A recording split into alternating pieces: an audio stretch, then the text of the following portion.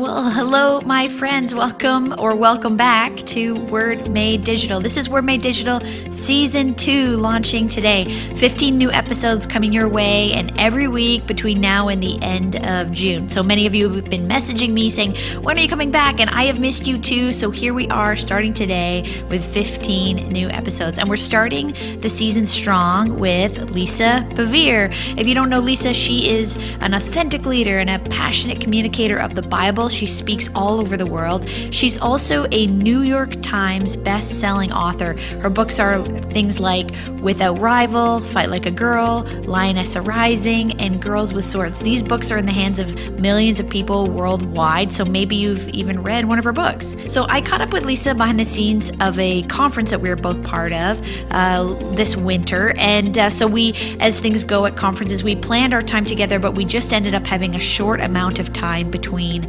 sessions. And so I still think it's full of some really great insights and content, especially for young leaders. She just has a lot to say and a lot of insight from her experience and perspective on that. And so you're going to love this conversation with Lisa Bevere today. But hey, I'd like to let you know also that I'm super excited that this whole season has a sponsor, and the sponsorship is with my alma mater, Wycliffe College. It's a sponsorship that's going to be through every episode of the season. And if you don't know Wycliffe, they're an evangelical graduate school of theology at the University of Toronto. So the reason that I chose it for my own master's in theological studies, and the reason actually I think you should check them out too, is they actually offer really affordable and flexible theological education.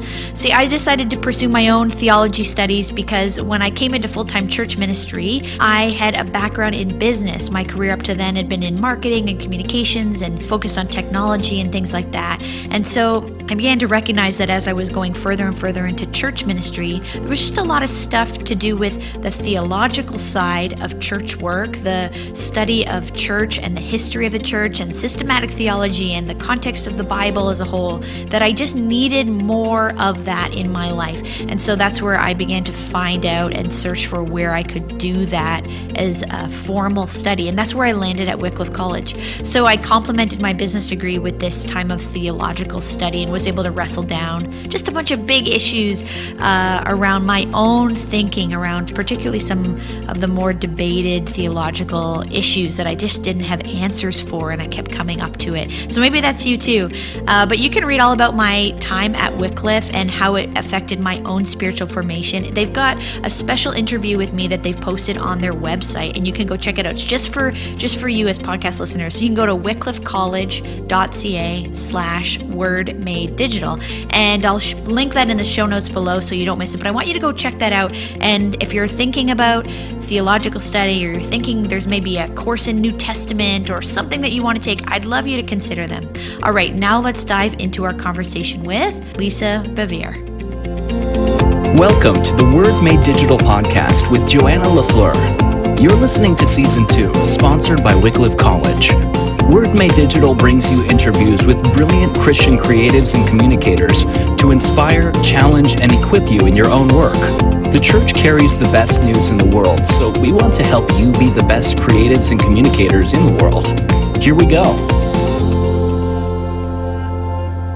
Lisa, thanks so much for joining me on the podcast today. It's a privilege to interview you. Yeah, well, it's an honor. We share the name, Joe. So I that's know. Awesome. I I'm love Lisa Joe. I love learning that about you, and having a few minutes with you here in person to pick your brain around communicating. We're talking to communicators and people who do that in creative ways or digital ways or standing in front of people on a platform kinds of ways. And I'd love to just hear your heart over the next little bit for those people as we're talking to people who are doing that maybe every week at their own church, or they're desiring to continue to grow their own speaking ministries or their writing. I'd love to just speak to those people today. So tell us a little bit about influence. This is the first question I have for you. I heard you just speaking about that on a panel, Yes. and I love what you had to say about influence, how you've wrestled with that in your own life, how you've stewarded that. Tell me about influence. Well, you know, I love that you brought that question up because a lot of times people confuse popularity with influence. And I remember I was writing the book Adamant, and I felt the Holy Spirit said, Lisa, what do you want to be? Popular or influential? And I knew the right answer was influential. So I was like, influential. And then I really felt him say, look up the words. So I looked up the word meaning of popular, and it means common. It means generally held opinion. It means trendy. But the word influential means powerful. Wow. And so sometimes we can be influential and not necessarily popular. We can kind of fly below the radar. And I think a lot of times leaders think, hey, I don't have this huge amount of followings. Am I really making a difference? Well, if you are influential, if you're just influential even in just a few people's lives, and then they actually take a hold of that and run with it, then you're not wasting your time. I also think that we're living in a culture that's very different. People don't want a monologue. They want a dialogue. Yeah. And they want to be invited to think. They don't want people thinking for them. They want to be invited to have conversations, not just, hey, this is the way it is. They want to know why. They want to know why is that way. And I found that with my sons in particular. Do you find that's changed over the years? Like, as you've seen your sons, this next generation coming up, the questions or how they want a preacher, speaker communicate, they want to hear it in a different way. Yes, and I actually think it's a really good thing because Jesus did it that way. Jesus told stories, people asked questions. And he asked them questions all the time. Exactly. And so my favorite thing to do, I had the privilege of speaking at a conference on Wednesday. And the leader called me at the last minute and said, hey, would you mind speaking just our women leaders on Tuesday morning? And I said, can I do a Q&A? And they said, well, you can do whatever you want. My favorite thing ever. Because, see, I don't want to just say what I think people need to hear. I want to have a dialogue, and I want to hear how they're thinking. Something that Jordan Peterson always says, Dr. Peterson, he says, if people can't talk, they can't think.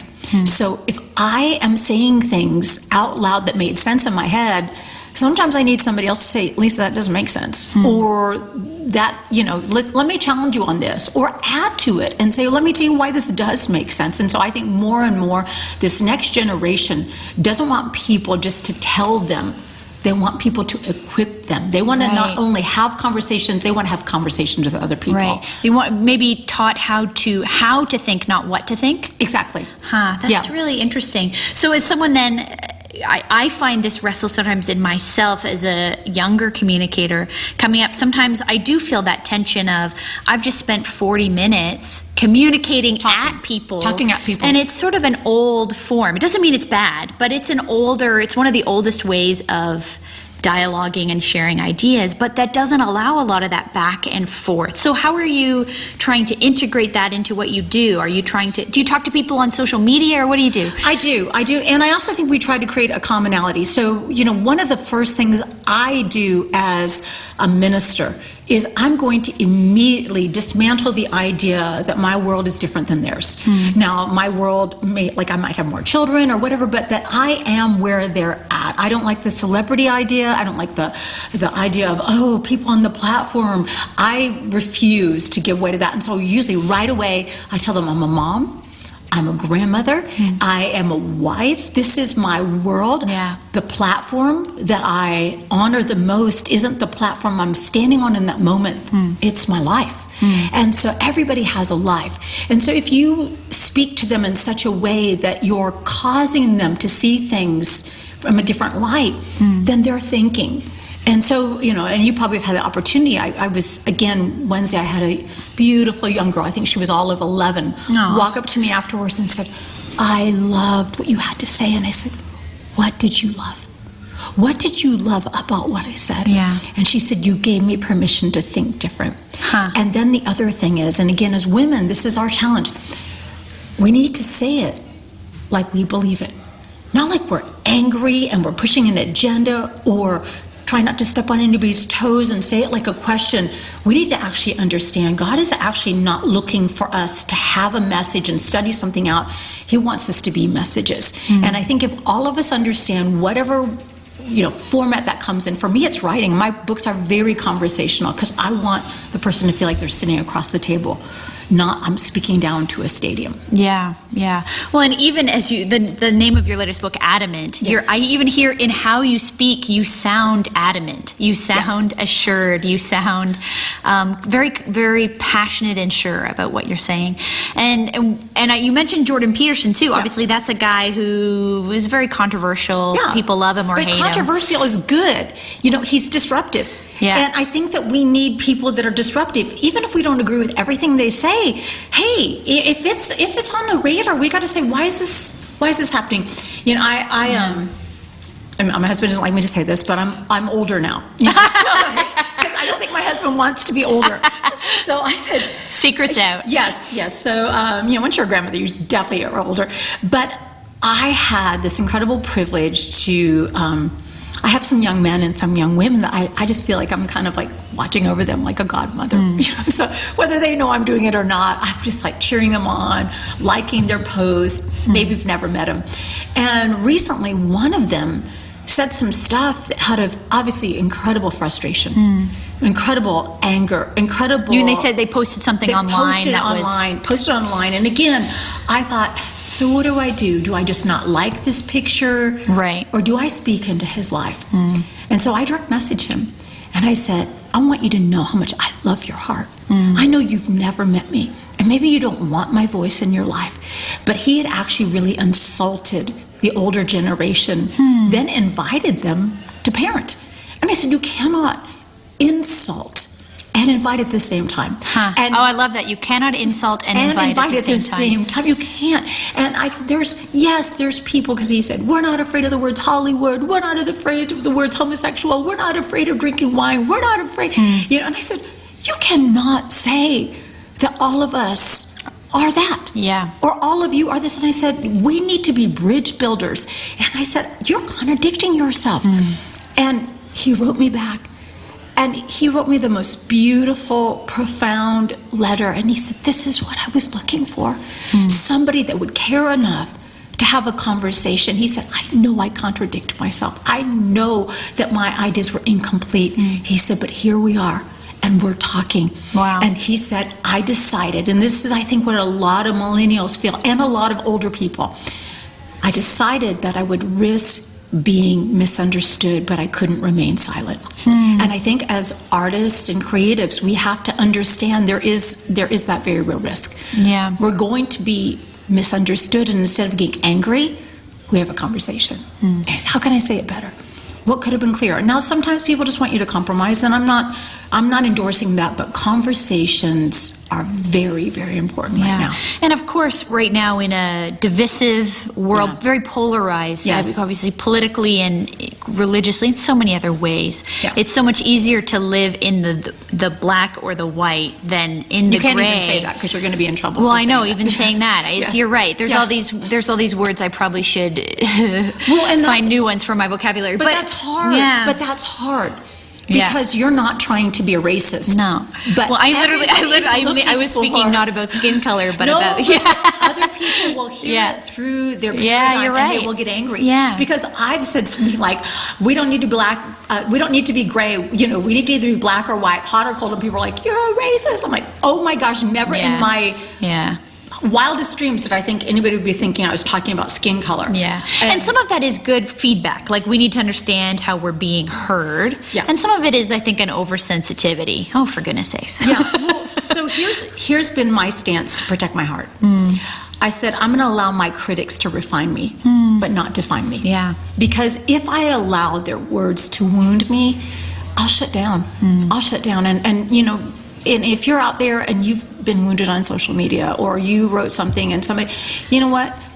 We need you. Yeah. Please don't shut down. Yeah. Please don't shut down. Try again.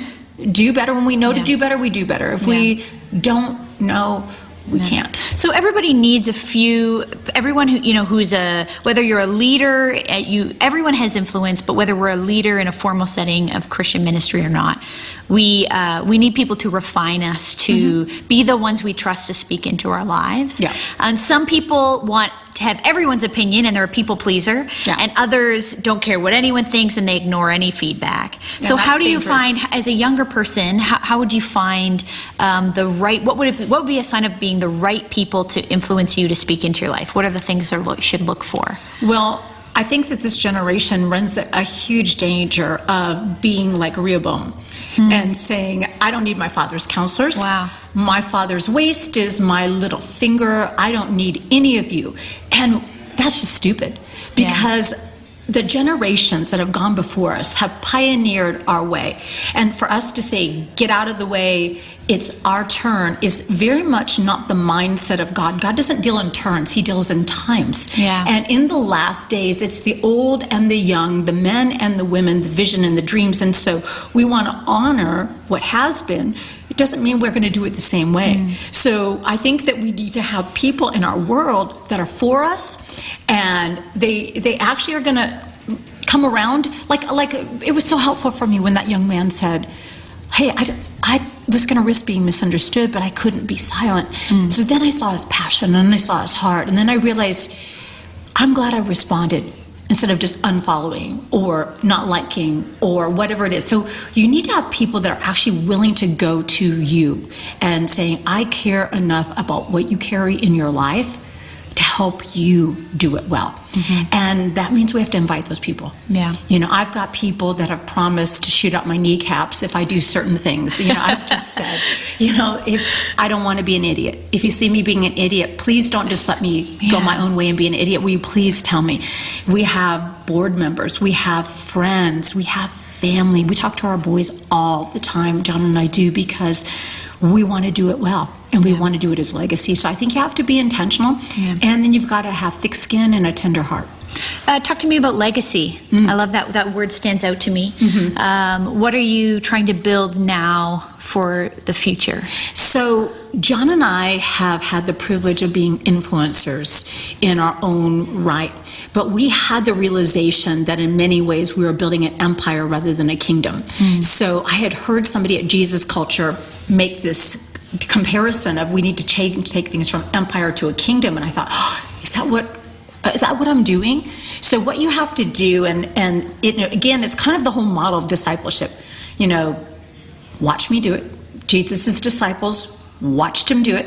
Then they did it with him. He'd send them out, go do this, come back, tell me how that went. Yeah. And then he watched them do it. Yeah. And so I think that when you take something legacy-wise, you have to give people permission to not just watch you do it, but to do it with you.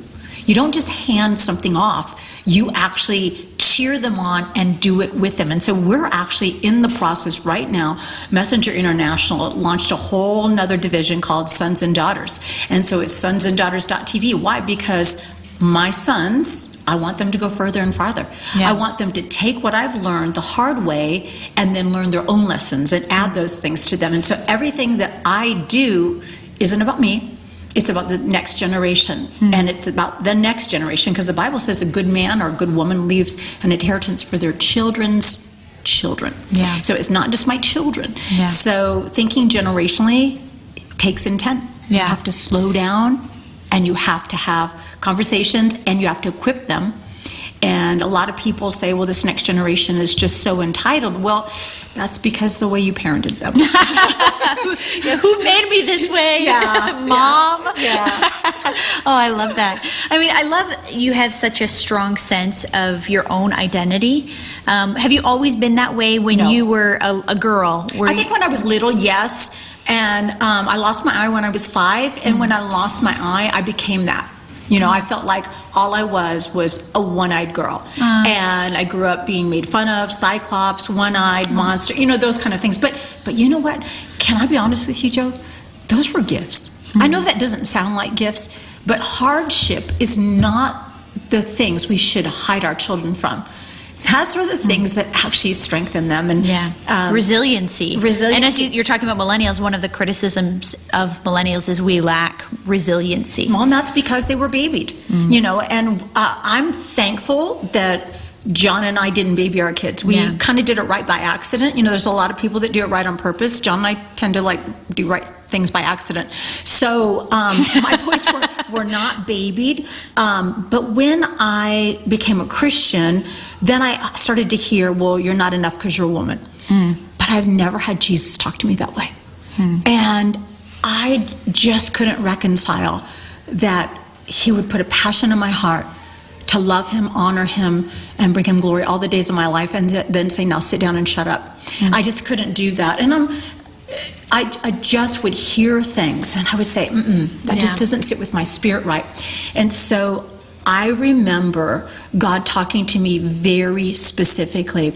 You know, we heard so many things around the women's panel, but obedience and knowing who you are in him is where my confidence comes from. It's not what I look like. It's not what I own. It's not who I'm friends with. It's not how many followers I have on or don't have on Facebook, Instagram, Twitter. It is about who I am to him. And I think too many people are so busy measuring themselves by things that are really idols that they don't get that strength. And I'm thankful that I got to actually have those things woven into my spirit when I was young. So anything he added, that was awesome, but it wasn't how I was going to measure myself. And the older you get, the more comfortable you are with yourself. And every once in a while... Well, you hope so. You hope so. No. Well, yes, I think there are some people we see that still are not, I guess. I mean, some sadly they aren't. But yeah, I do feel that way in myself. The older I get, the more comfortable I am in my own skin. I like myself more. I'm 58, and I feel more feminine, more comfortable, more strong. And I have intentionally posted pictures of me when I was 35 and stressed out, and said what I would say to myself. Stop trying to be friends with people that don't even want to be your friends. Enjoy your husband. Enjoy your kids. Don't just survive them. I mean, like things that I wish somebody would have said, but I don't feel regret. I just am like, I know better now, so I can do better now. You don't beat yourself up when you didn't know better. You just move forward. And I think that the striving to be someone you're not, or be friends with someone who doesn't care about you, you see that a mile away from most people. Like I think of, again, earlier today on this panel, a mentor of mine is Helen Burns, and she's a friend of you. She's so beautiful. She's such a mother in the Canadian church. She is. And she's on this podcast as well, talking about Hillsong TV. And anyways, but this idea that she said she wasn't trying, she admired you, but she wasn't trying to force some sort of friendship with you to happen. It was a natural, God-ordained friendship. I actually, and she was talking about it at lunch. I loved her. I felt safe with her. You know, she gives the best hugs in the world. And I just had my pajamas on. We were in the Philippines, and I just knocked on her door and said, can we talk? Yeah, I was desperate for another woman who didn't see me as a competitor, didn't see me as somebody that displaced her, but somebody I could actually truly have a deep, heartfelt conversation with that loved men and loved women. And that was important to me, and Helen has been that. She's beautiful. One of my last questions for you, who is Jesus to you now in this time in your life? I mean, there's so many things we learn over every season, but who is he now to you? Wow, that's a really good question. He's the lion. He's the lion of the tribe of Judah. I see him as this fierce protector.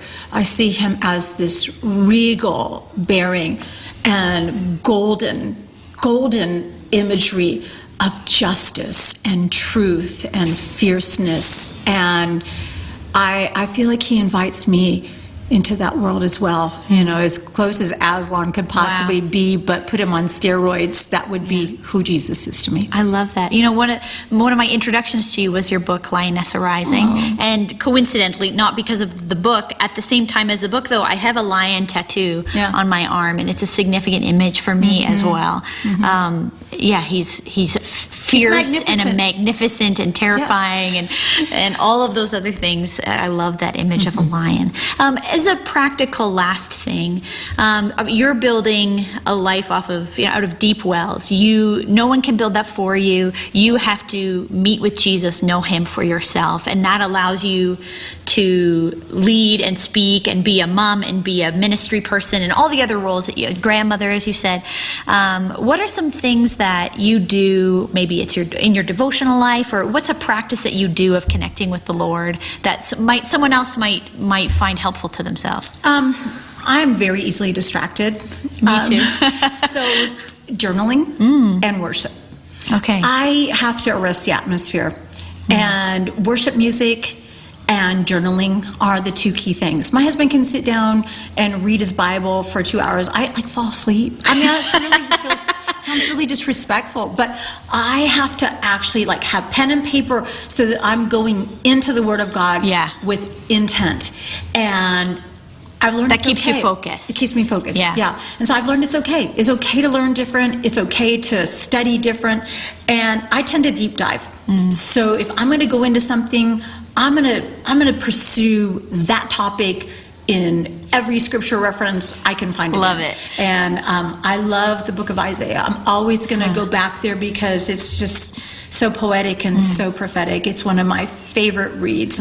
Chapter 40 on. Wow. I just always end up deep diving back into there. But yeah, amazing. No, that's good. I think a lot of people gave up journaling a long time ago, and they might be challenged to try it again as a way of focusing in our distracted world. Get a real paper and a real pen, which actually opens up a different part of your brain. There's, I think there's an amazing book. I think it's called "Steal Like an Artist," and he talks. And he talks about that when you have an idea, it's better to write it down than type it out because you'll edit yourself too quickly. And so, almost all of my concepts, I always try to write them out rather than type with a real pen, not on a computer. No, it's a different part of your brain. Oh, I love that. That's a great tip too. Thank you. Well, Lisa, thank you so much for your time. I know you're heading into another interview, so thank you so much. You're most welcome.